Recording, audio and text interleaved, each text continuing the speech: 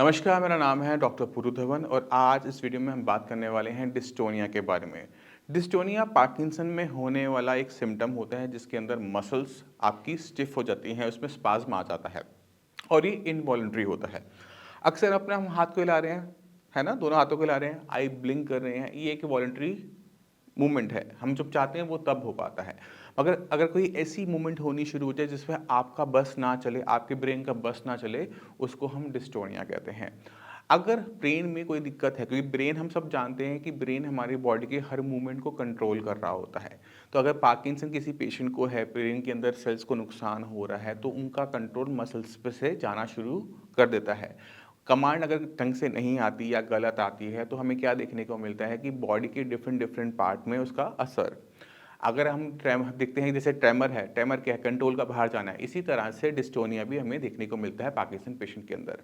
अब ये डिस्टोनिया है वो 3 टाइप का होता है। एक है आपकी फुल बॉडी पे डिस्टोनिया होना है, तो आपकी पूरी मसल्स बॉडी की सारी जो मसल्स हैं, बॉडी पार्ट्स हैं, वो इनवॉलंटरी मूवमेंट करेंगे, उसमें स्पास्टिसिटी हो सकती है, उसमें स्टिफनेस हो सकती है। दूसरा होता है सेगमेंटल। अगर आपके हाथ में देखते हो कि आपके हाथ में स्टिफनेस आ रही है, मूवमेंट नहीं हो रही है, या आप जब चाहते हो तब मूवमेंट नहीं होती बट अपनी मर्जी से मूवमेंट हो रही है, तो उसे हम सेगमेंटल डिस्टोनिया कह सकते हैं। इसी तरह से अगर बहुत छोटे हिस्से में अगर में देखने को मिल रहा है डिस्टोनिया, सिर्फ एक फिंगर में आ रहा है, तो उसको हम फोकल कह सकते हैं। तो ये डिपेंड करता है कि वो कितने बड़े एरिया को कवर कर रहा है, उस पर इसका डिपेंड करता है कि उसको हम किस सेगमेंट में रखेंगे, क्या क्लासिफिकेशन करेंगे।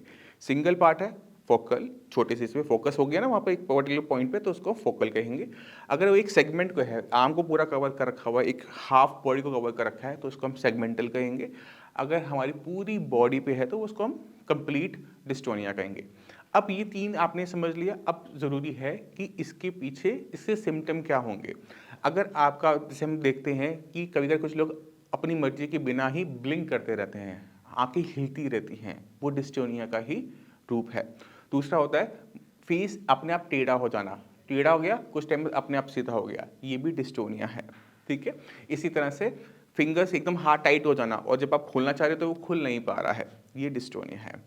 तो ये डिफरेंट डिफरेंट टाइप का डिस्टोनिया आपको किसी भी बॉडी पार्ट में देखने को मिल सकता है पार्किंसन पेशेंट के अंदर। डिस्टोनिया के और भी बहुत सारे रीज़न होते हैं, सिर्फ पार्किंसन नहीं होता, इसमें आपकी ब्रेन इंजरी भी हो सकता है, इसके अंदर ब्रेन स्ट्रोक भी हो सकता है और बहुत सारे सिंड्रोम्स होते हैं, विल्सन सिंड्रोम जैसे होते हैं, जिनके अंदर भी हमें डिस्टोनिया देखने को मिल सकता है।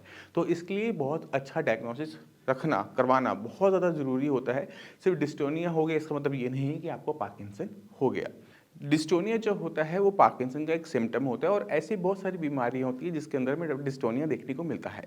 वो ब्रेन स्ट्रोक हो सकता है, वो हेड इंजरी हो सकता है, तो किसी भी तरह से अगर हमारे नर्वस सिस्टम को नुकसान पहुंच रहा है तो हमें डिस्टोनिया देखने को मिल सकता है। तो बहुत ज़्यादा ज़रूरी हो जाता है किसी भी डिस्टोनिया वाले पेशेंट के लिए डायग्नोसिस बनाना कि उनको ये दिक्कत किस वजह से हुई है, पार्किंसन से हो रही है, हेड इंजरी से हो रही है, ब्रेन स्ट्रोक से हो रही है, ये बहुत ज़्यादा ज़रूरी हो जाता है। अब सवाल होता है इसका ट्रीटमेंट क्या है। तो अगर हम इसकी ट्रीटमेंट के बारे में बात करें तो डिस्टोनिया का ट्रीटमेंट हमें कहीं देखने को नहीं मिलता। अगर हम नेट पे भी सर्च करेंगे तो हम ये देखते हैं कि डिस्टोनिया के अंदर नो ट्रीटमेंट लिखा जाता है कि इसका कोई इलाज नहीं है।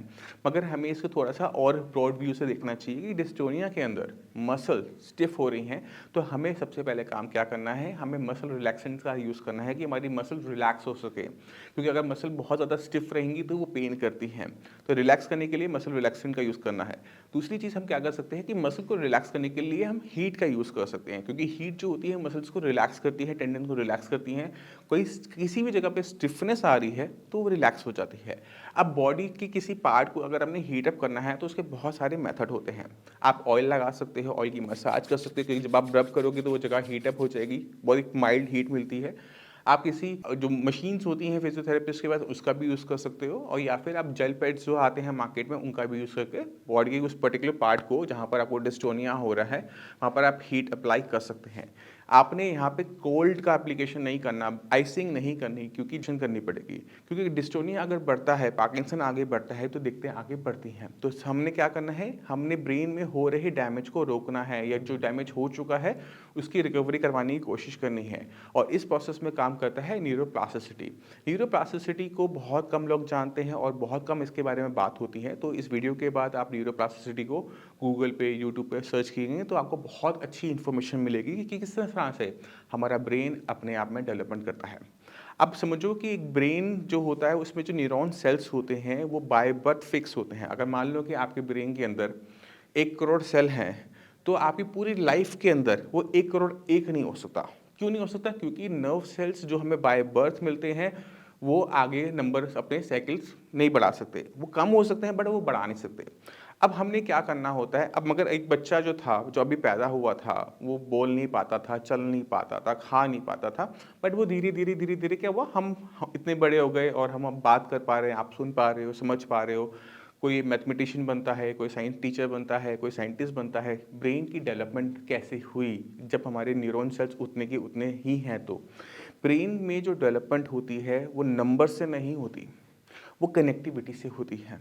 किसी भी कंट्री में कितना अच्छा कनेक्टिविटी नेटवर्क है, उस पर डिपेंड करता है कि वो कंट्री कितना अच्छा ग्रो करेगी। इसी तरह से ब्रेन के अंदर जितनी अच्छी कनेक्टिविटी होती है एक पार्ट की दूसरे पार्ट से, उतना अच्छा हमारा ब्रेन डेवलप हो जाता है। ये जो कनेक्टिविटी वाला जो इशू है, ये कैसे होता है? ये मैकेनिज्म को हम कहते हैं न्यूरोप्लास्टिसिटी। अगर आप मैथ्स ज़्यादा करते हैं तो आप मैथ्स में बहुत अच्छे हो जाएंगे, साइंस में पीछे रह जाएंगे। ये क्यों हो पाया? हमने ब्रेन के एक हिस्से को बहुत ज़्यादा डेवलप कैसे कर लिया? हमने उसको डेवलप किया न्यूरोप्लास्टिसिटी से। अब यही बीमारियों का सॉल्यूशन भी है। अगर एक पेशेंट जिसको पार्किंसन है या फिर उसको ब्रेन स्ट्रोक हुआ है या कोई भी ब्रेन का नर्वस का कोई डिसऑर्डर है, तो उसका सॉल्यूशन कहीं न कहीं वो न्यूरोप्लास्टिसिटी ही होता है कि जो एरिया को नुकसान हो चुका है, जो सेल्स को नुकसान हो चुका है, उसे बायपास कर दो। जैसे अगर आपने दिल्ली आना हो, तो ट्रैफिक ज़्यादा होता है, तो हम क्या करते हैं, मल्टीपल बाईपास यूज़ कर सकते हैं मगर हम अपने डेस्टिनेशन पे पहुंच जाते हैं। उसमें टाइम थोड़ा सा ज़्यादा लग सकता है बट हम फाइनली पहुंच जाते हैं। इसी तरह से ब्रेन के अंदर किसी एक सेगमेंट ने अपना काम छोड़ा होता है, तो उसकी वजह से हमारे बहुत सारे फंक्शंस अफेक्टेड होने शुरू हो जाते हैं, तो हमने उसे बाईपास करना होता है। तो उसके लिए हमें क्या चाहिए? एक अच्छी कनेक्टिविटी चाहिए ब्रेन के अंदर, न्यूरल सेल्स के अंदर। तो वो कनेक्टिविटी को बढ़ाने का तरीका न्यूरोप्लास्टिसिटी है। अब न्यूरोप्लास्टिसिटी हमारी बॉडी में बाय बर्थ शुरू होती है और एक अच्छी खासी एज, टीन एज तक वो अच्छी खासी चलती रहती है। 30s तक बहुत अच्छी तरीके से वो चलती है और जैसे जैसे हम एज में बड़े होते हैं वो डाउन होती चली जाती है और 20s 30s तक आते ही वो काफ़ी हद तक बंद हो जाती है। मगर ऐसा नहीं है कि इसे दोबारा से इनिशिएट नहीं होता।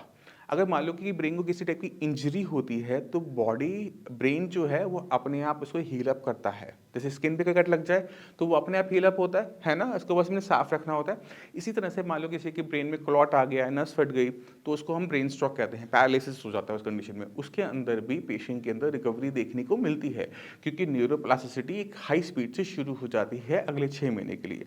अब एक पार्किंसन पेशेंट के माइंड के अंदर जो नुकसान हो रहा है वो धीरे धीरे हो रहा है, तो उसकी रिकवरी ब्रेन करता नहीं है। तो हमने ब्रेन को प्रमोट करना होता है कि वो अपनी न्यूरोप्लास्टिसिटी से जो नुकसान हो चुका है उसे रिकवर करे। अब हमें ब्रेन को समझाना पड़ता है कि आपको जो दिक्कत हो रही है वो आपके पास उसका ही सॉल्यूशन है। तो हम क्या करते हैं, पेशेंट को जब हम कोई एक्सरसाइज करवाते हैं, सपोज कोई पेशेंट एक्सरसाइज हाथ को चलाना चाहता है, वो नहीं चला पा रहा है, तो वो हाथ है नहीं चल रहा, ये कौन अंडरस्टैंड कर रहा है? वो ब्रेन अंडरस्टैंड कर रहा है। अगर जब ब्रेन अंडरस्टैंड करना शुरू कर देते हैं कि ओके ठीक है, मेरे को हाथ से खाने में दिक्कत हो रही है, मेरा हाथ चम्मच बहुत हिल रहा है, तो ब्रेन इसको ऑटोमेटिक इवेल्युएट करता है, उसको थोड़ा सा पुश करते हैं, वो न्यूरोप्लास्टिसिटी को स्टार्ट करता है और काफ़ी हद तक कंट्रोल आ जाता है। अगर कंट्रोल ना भी आए तो हमारे लिए बहुत ज़रूरी होता है कि पार्किंसन जो अपने आप बढ़ने वाली बीमारी है उस पर कंट्रोल आ जाए, वो आगे ना बढ़े। क्योंकि जो कंडीशन आज हमारी हैं, जो ट्रेमर्स हैं, डिस्टोनिया है, पेन है, वो अगर बढ़ता है उम्र के साथ तो पेशेंट की जो दिक्कतें हैं वो भी बढ़ती चली जाती हैं। और ये एक ऐसी बीमारी है जो ओल्ड एज में पेशेंट वैसे ही बॉडी वीक हो चुकी है और वो और परेशानियों को बढ़ा देता है। तो अगर आपको डिस्टोनिया है, पार्किंसन है, तो आपको अभी काम करने की ज़रूरत है अपने ब्रेन के ऊपर, अपने नर्वस सिस्टम के ऊपर। एलोपैथिक मेडिसिन्स में इसका कोई सॉल्यूशन नहीं है। डॉक्टर्स आपको यही बोलते हैं, सिंडोपा अगर आप ले रहे होंगे तो सिंडोपा की जो असर है वो कुछ टाइम के लिए रहता है, ख़त्म हो जाता है, कोई परमानेंट सॉल्यूशन अभी नहीं है। मगर जो हम आयुर्वेद से करते आ रहे हैं वो बहुत अच्छे रिजल्ट्स दे रहा है। पेशेंट को पहले महीने में ही रिजल्ट्स दिखने शुरू हो जाते हैं कि ओके ठीक है, मैंने मेडिसिन ली थी, मुझे अब ये दिक्कतें कम होनी शुरू हो गई हैं, और वो बहुत ज़्यादा ज़रूरी होता है। अगर हम पेशेंट को पूरा ठीक ना भी कर पाएँ और मगर पेशेंट की लाइफ में अगर हम 10%, 20%, 50% तक आराम दे दें तो पेशेंट की लाइफ बहुत सुधर जाती है।